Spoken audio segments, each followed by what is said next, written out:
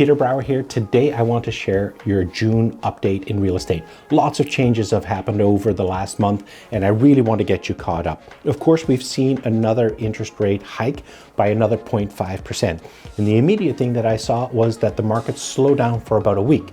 Now it's starting to come back again, and that's historically the trend that we see as people adjust to the new reality.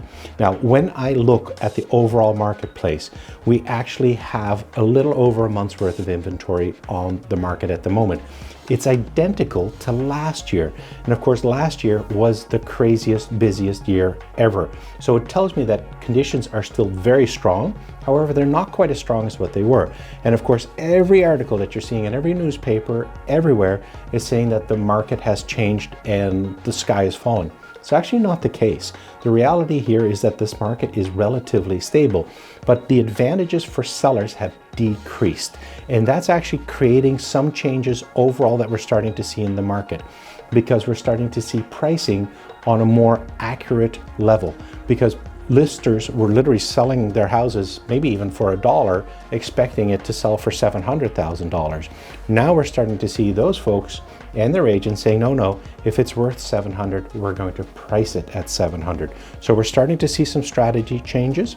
We're seeing agents and buyers react as well, because they're feeling more comfortable in writing conditions into their offers, like inspection, financing, lawyer's review, all of the clauses, quite frankly, that protect buyers. So we're starting to see a little bit more balance. That said, it still strongly favors the seller.